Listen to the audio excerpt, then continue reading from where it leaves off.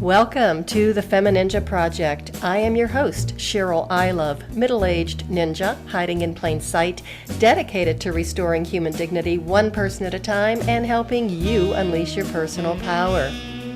Discover that it's possible to look like a woman, act like a lady, move like a ninja, and think like a warrior. And remember, men are always welcome on the FemiNinja Project.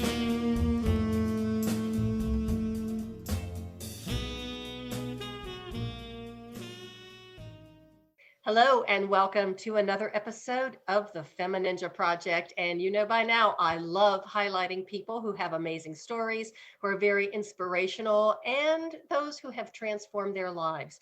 And I've got a fantastic guest today. Her name is Kerri Robertson. She is a certified wellness practitioner, health coach, fitness nutrition specialist, and the host of the Anti-Kale Health Coach podcast. She is also the owner and founder of Live More, where she really helps women get to the best health possible, regain their confidence, and she's going to tell us more about that. So, Kerri, thanks for being here and welcome to the show. Thank you for having me. I'm excited. I'm excited too because there are so many things about you that I already love.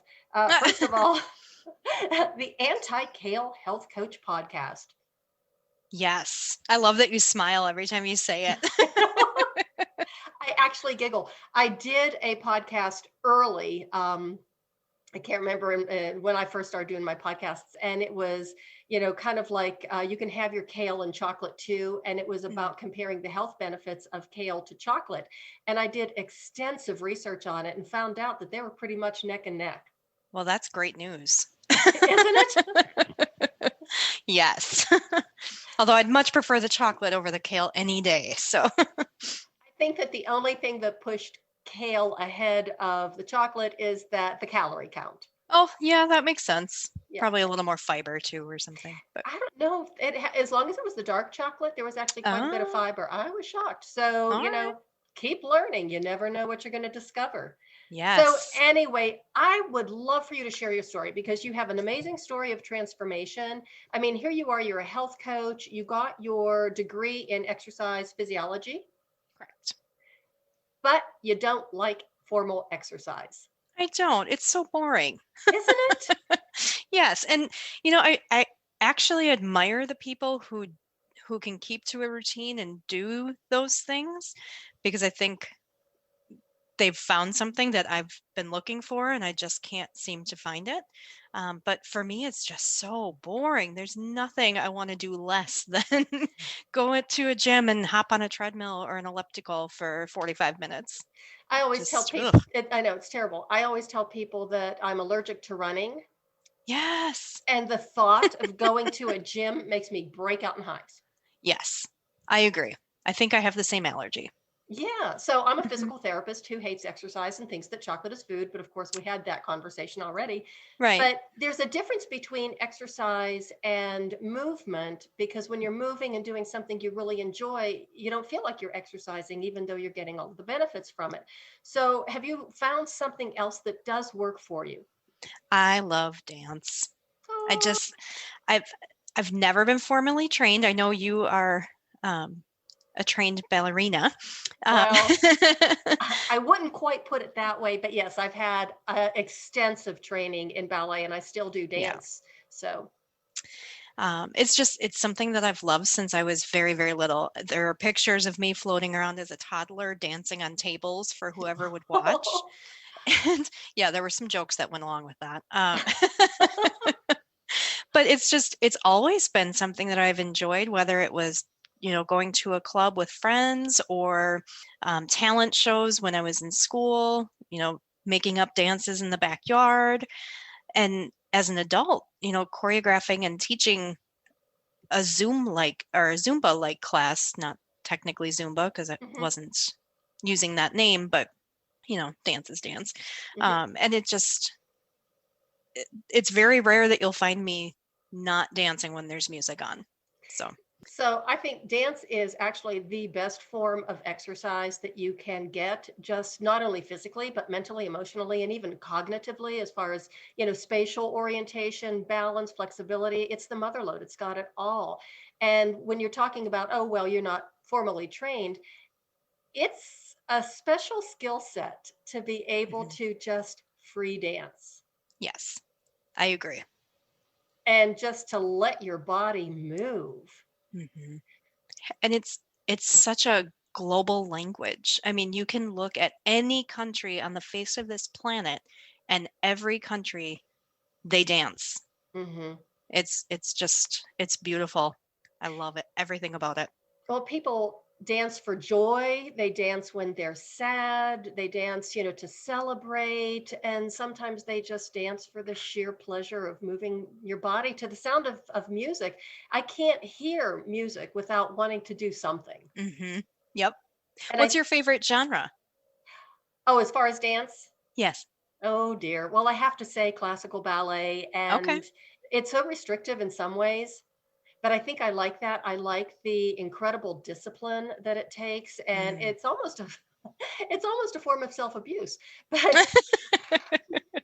but it's so beautiful, and it's just so challenging because you're never really there, and you can continue to improve during the entire course of your life. The classes I'm taking now, my technique continues to improve, so that's really great. But I have to tell you, this is a deep dark secret, so please don't tell anybody. So it's just between me and you. Of course. Okay, of course. So about 5 or 6 years ago, I think it was, I started pole dancing. Good for you. Hmm. Oh my gosh. Good thing this is not being aired. Oh, good thing no one will ever hear this. Right. That's But incredible. it is the hardest thing that I've ever done in my life, physically and even Mm, mentally and emotionally, psychologically, because at first it was kind of like, oh, this is kind of fun and kind of sexy. I'm just walking around the pole, then you do a few little spins and hey, that's a piece of cake.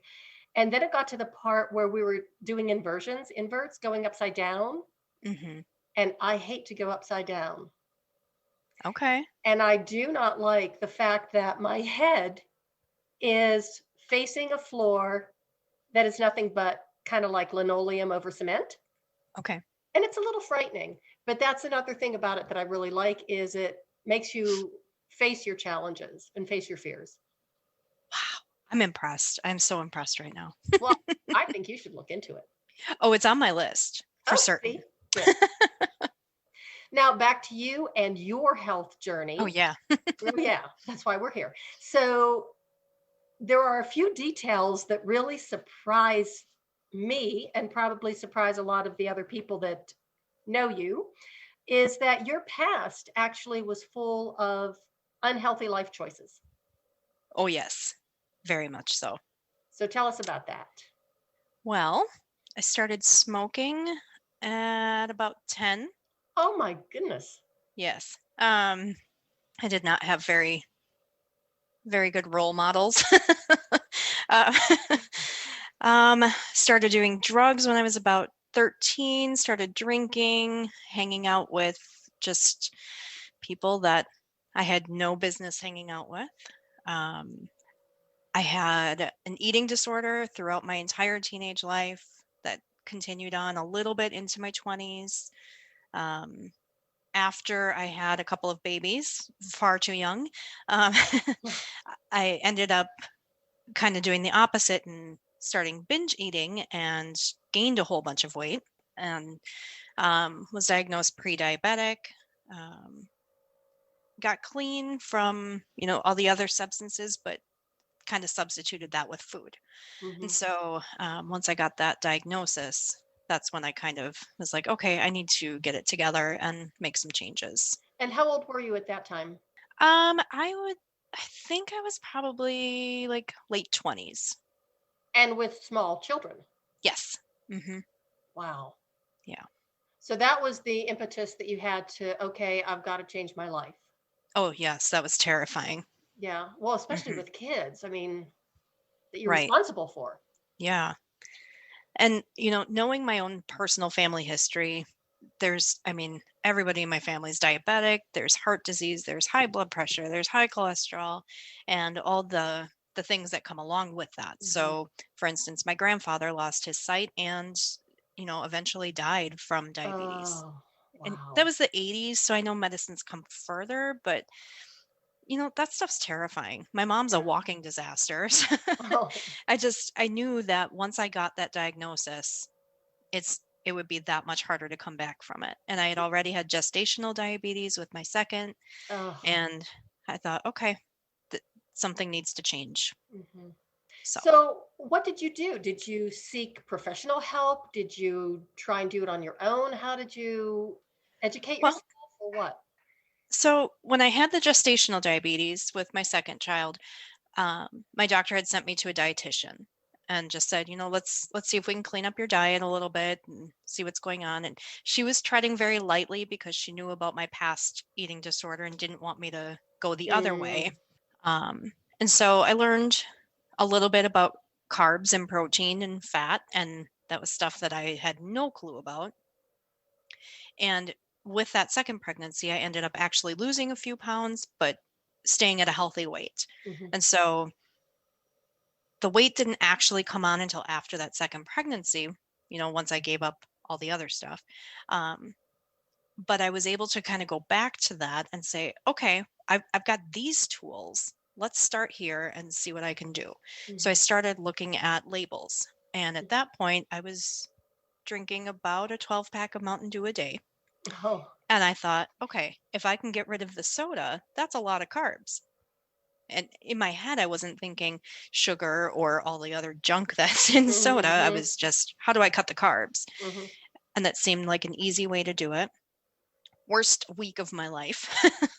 The headaches were awful, and I'm surprised I didn't murder anybody, but um, that was almost harder than quitting smoking, I think.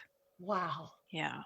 But I mean, really, after that, it was making small changes like, okay, maybe I don't need to drown everything in ranch dressing. Maybe I Hmm. can find an alternative. And it was just very small, tweaks and changes. And soon the weight just kind of started falling off. And that was that. So then when did you decide that you were going to teach other people or teach Uh women? huh. Hmm. Yeah. So I was working at a factory job that I hated. And that was back in like 2008 when everybody was kind of losing their jobs and getting laid off. And I was no different. And I thought, you know what? I think I'm going to try to go back to school. I had, I was a high school dropout and, just working jobs that I hated for the last 10 years. And I thought, maybe this is my chance. So I started going back to like our local community college and taking some personal health and wellness classes just because I had already started the changes and wanting to learn more.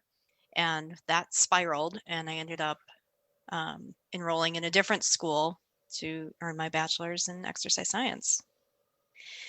And I knew I did not want to do personal training. That was off the table. And that was my one fear about getting that degree, is that I was going to end up just being stuck being a personal trainer.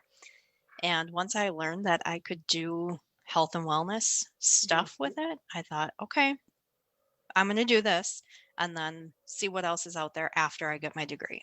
Hmm. And for a long time, I actually worked with our local senior community, Hmm.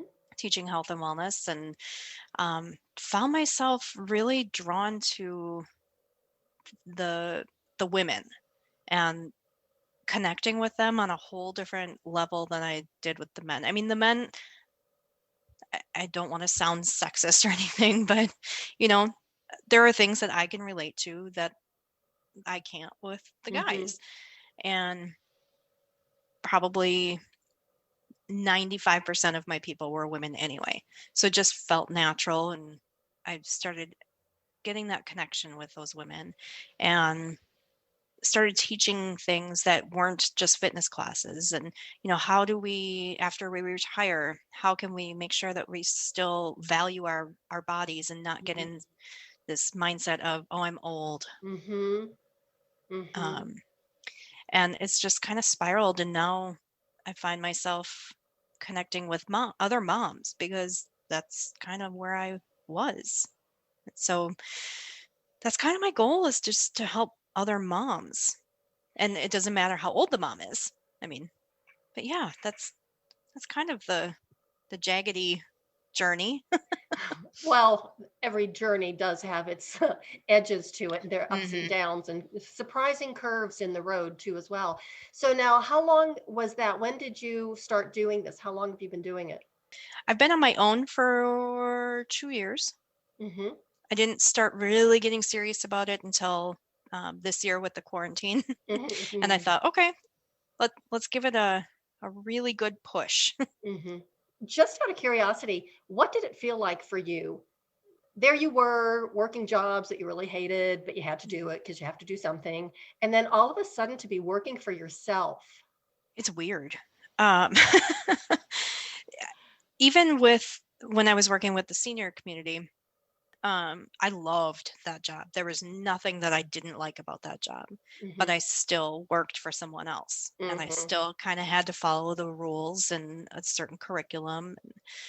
On my own, I it's almost like waking up and saying, I can have ice cream for breakfast if I want to, like it that's kind of what it feels like every once in a while. Like, oh, you mean I can make my own choices and decide which direction I'm going to go?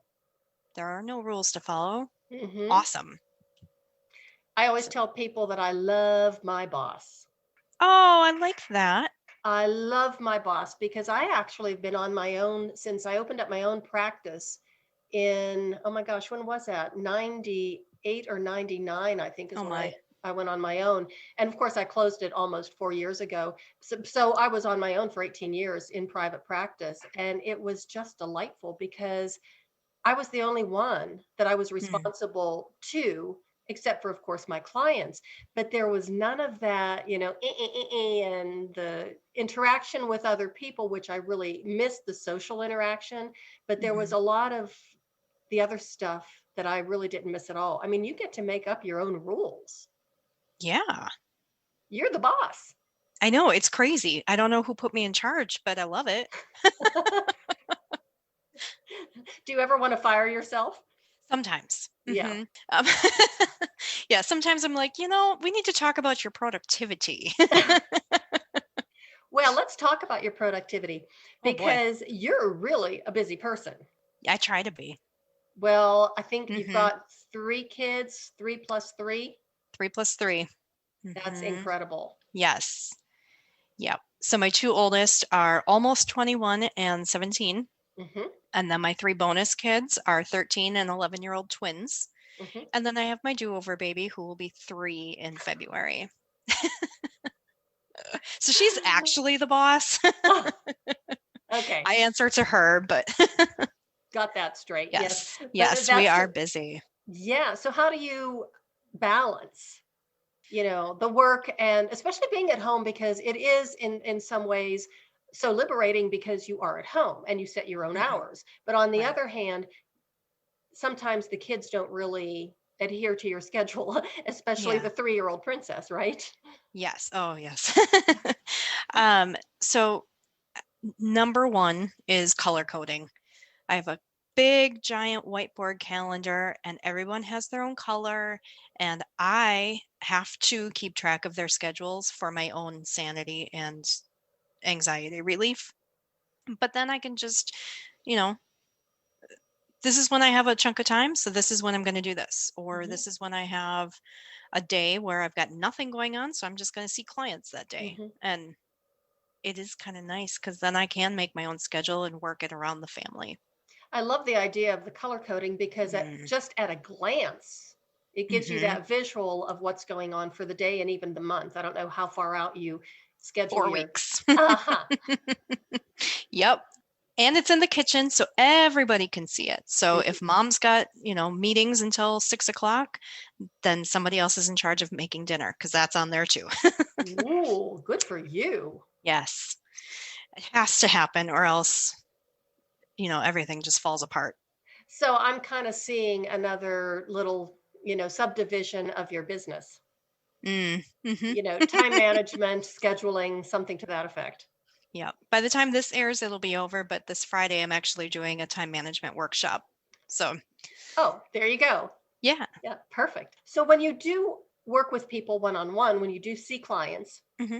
Right. what do you talk about? I mean, are you addressing nutrition, fitness? Are you guiding them through exercise routines, which, ooh, there's that exercise Mhm. word again. Diet. What is it that you're really working on or working towards? I mean, I know everybody's goals are different. Yep. Most, if not all, of my clients come to me because ultimately they want to lose weight. I am so against the typical diet culture that I don't advertise, come to me to lose weight, because that doesn't feel good to me. I don't Hmm. want anything to do with that part of health and wellness. But when people do come to me to lose weight, I don't say, okay, well, let's shove some broccoli in your face and get you doing burpees, because I don't want to do that. I don't want to do that to them. Most of the time, when people aren't doing those things, it's because they have something else going on. So maybe it's they have a whole bunch of kids and they don't know how to manage their time effectively, or maybe it's that they've got some anxiety, Hmm. stress issues that we need to work on that first in order to build some confidence and self-efficacy and say, oh, you know what, I can do this. Hmm. Let's try, some meal planning and see if I can help myself save some time during the week. Hmm. And so a lot of it is getting to the root of whatever else is going on. Hmm. So, considering that a lot of us have been, in a state of lockdown pretty much since the middle Mm, of March, I mean, and mhm, it's still going on, there is an awful lot of anxiety. And it's a mhm. lot more challenging to be able to try and get into a routine of health and wellness. So, are you seeing that with a lot of your clients that maybe they were on track prior to the pandemic? And then, as soon as this hit and trying to deal with all of the unknowns, do you feel like that's part of the problem for a lot of people? Absolutely. I should even say that there are people that aren't affected by this, because we all are in some Hmm. shape, way, or form. Hmm. Um, I've dubbed this year as the year of forgiveness. So Very even nice. those people who, yeah, it, none of us have ever been prepared for a global pandemic before. We Hmm. don't know what we're doing. We just, we do the best we can and move on. But with those people, it's a lot of control right now, instead of focusing on, you know, well, next month is Christmas and I know there's going to be cookies, and how do I make sure that I don't eat cookies? Well, eat the damn cookie. But, let's focus on how you can keep it to one or two cookies rather than a plate of cookies. Hmm. So it's really just getting people through the day with Hmm. some positive thinking and confidence building. Hmm. And I think it's very empowering to be able to say, okay, I only had one cookie or I had two cookies rather than the plate. And I think people look at the big picture Right. like cookie bad, bad cookie, can't have it no matter what. Right. And when you do that, you're Yes. just setting yourself up for failure. And not only that, you're setting yourself up for guilt and shame and all those horrible feelings that go along with it. So then why not eat the whole plate? Right. Yes. Language is so powerful. Hmm. So we do work a lot on taking those words out of our language as well. Bad Hmm. and naughty and cheating. And, And that self-talk. oh yeah. It's powerful. And the more Hmm. we do it, it's almost like another addiction. It is another Yeah, addiction. And it's like when you hear those words, when you're telling yourself those words over and over and over again, your brain is recording it. absolutely. So here we are now at the beginning of a new year. We'll see how this one goes. Hmm. I'd like to say Fingers crossed. you have the 2020 was the year of forgiveness. And I like to say that hindsight was Mhm. 2020 because we did learn a lot. I like that too. Yeah, We that's did, great. for certain. So, what are some of your thoughts for yourself, for your clients, for your business, and even for future clients as you're looking toward this, new year of 2021? Um, well, last year, I hate to dwell on last year, but in 2020, I started out the year saying I don't do New Year's resolutions. So I picked a word as Hmm. my theme word for the year. And then each month I set a different challenge for myself.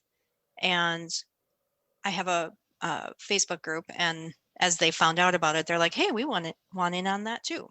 And so each month I've been doing a different challenge. Well, 2021, I think, is going to be a little bit different for me in that I'm still going to pick my theme word, and I'm not going to do a different challenge every month, but there's going to be a different theme for every month. Mm-hmm.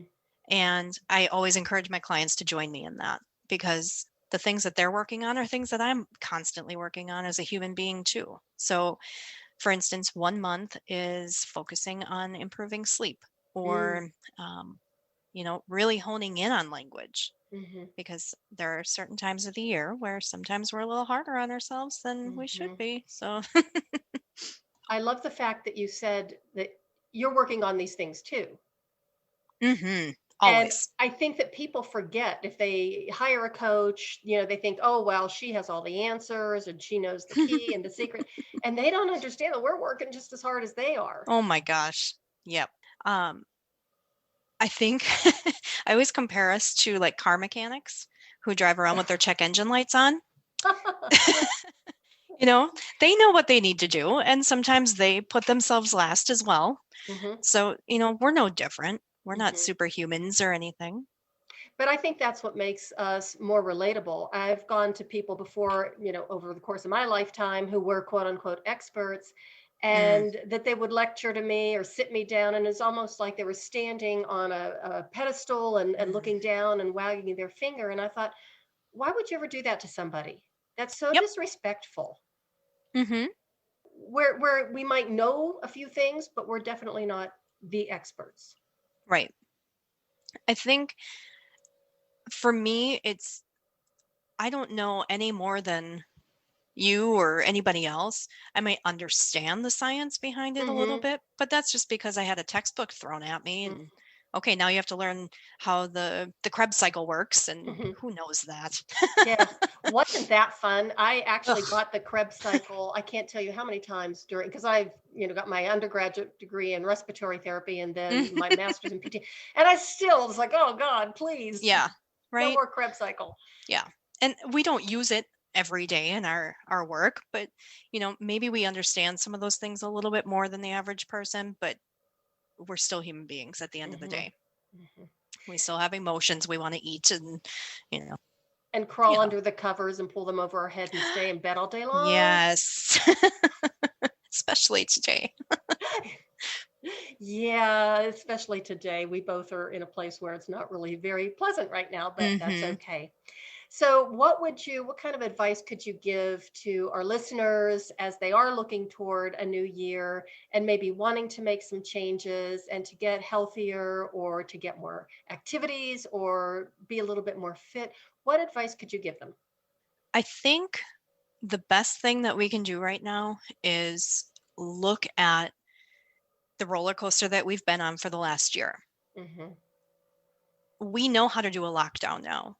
We Hmm. know how to stay home. We know how to do these things. So we can't use that as a reason not to do them anymore. Hmm. It's been a year. Now it's time that we take that new knowledge that we have, and we figure out a way to add in a little bit of body movement that feels good, Hmm. but is still intentional and purposeful. Hmm. Um, we know how to get groceries delivered to us now, Hmm. or do the curbside pickup. Let's add some vegetables into that grocery delivery and figure out how to cook them. Uh, there's tons of free Hmm. resources out there right now. There's lots of people out there doing free workshops and classes, and even if your nutrition and exercise isn't something that you're feeling you're in a place to work on right now, take a free course through a university. Let's work on brain power or improving your sleep. That's a free thing too. I think it's just picking one thing and saying, okay, I'm going to get really good at this, instead of thinking you have to do it all, Hmm. because that's when we start feeling really overwhelmed, especially when, they say, okay, we're going to shut it down again, or, we don't really know what's going to happen with the virus stuff. So Hmm. it's using what we already know and saying, okay, how do we grow from this? Mhm. That was a really long way to say that. Well, but it was very thorough. Thank you. And I did ask the question in a very kind of convoluted way. So good for you. I couldn't have answered that. Oof, I'm sweating. Okay, so let's just talk a few more things I just wanted to touch Sure. on because you are a music lover. Hmm. Are you a musician yourself or you just love to listen? Well, I did play bass clarinet for like 8 years. I was part of an African drum and dance group until this quarantine stuff. So I've got a little bit of African drumming. Wow. Yeah, that was How fun. fun is that? So much fun. And our instructor is from Guinea. So, like, he's a master choreographer and drummer over in Guinea, moved here because he got married to a friend of mine and is now teaching. So post COVID, is he going to be doing classes in person again, or is he doing them online Oh, now? Or online right now. hmm I think he's taking a break for the holidays, hmm but hopefully we'll get back to in person hmm soon. yeah. Oh wow, Yeah. what fun is that? And you also Yeah. have a real thing about anything that has citrus. I do love citrus. I do. Lemon anything, and I'm a sucker for it. Yeah. Lime too. hmm I mean, That really. that's almost a play on words. If you're a sucker for citrus, because it Ah! does kind of make you pucker up. Yes, I do love citrus. Big, big fan. In fact, my sparkling water is lemon today. Oh, look at that. Yeah. So, how can people find you? Oh boy. Well, um, they can go to my website, hmm livemorewithkerri.com. They can find me on Facebook. They hmm can find me on Instagram. They can listen to my podcast. hmm Um, I mean, really, those are the main places. Okay. Yeah. And then tell us a little bit more too about the podcast because we did mention it, but Mm, Anti-Kale. I love yes. it. Thank you. So so I wanted to start a podcast to tell more about my story hmm and how that relates to health and wellness and taking things that I've experienced and learned, combining them with my education hmm and making them, realistic for other people. hmm And so I kind of started it as okay, I'm just going to do it. If 3 people listen, great. So I launched that in September and I said I'm going to commit to 2 episodes a week for 1 year. Wow. Yeah. Yeah. That's the only way I was going to get myself to do it. Um, hmm so I committed myself to 2 episodes a week. But as I started telling my story, I started thinking there are so many women in my own personal life that have incredible stories and not necessarily, oh, I lost a ton of weight, but I have a friend from middle school who had a really, really rough time with some drugs and partying and poverty and those Oh, types of things and is now like a registered nurse. She's got her own business. She's thriving. And so I had her on. She came and told some of her story. And so I've dedicated my Thursday episodes to other women. And hmm you're going to be on it too. yay. I'm Thank so you. excited. I'm so Yes. excited to be on it. Yeah. So Tuesdays are for, my rambling. And then hmm Thursdays are a platform for other women to tell their stories and reach a whole new audience of women. Well, thank you for being on my podcast and on my platform to have other women and men tell their stories and encourage other people, our listeners, because there are so many people I think that get stuck and maybe they even want someone to help them, but they're a little intimidated or they don't want to feel like they're being, denigrated or they just feel embarrassed. And there's no reason to do that. We all need help. Believe me, we all need help. So thank you so much for being on the show. Is Thank you there for having me. That was sure? fun. Well, that was my goal, but I know I had a good time. Good. So thanks so much for being here, Kerri. And to my listeners, thank you so much for listening. I really appreciate it. And do check out Kerri's website, her podcast, her Facebook page. There's an awful lot you can learn from her and be inspired by her story. And remember to take care of yourself. Ask for help when you need it. And that is the way of the FemiNinja.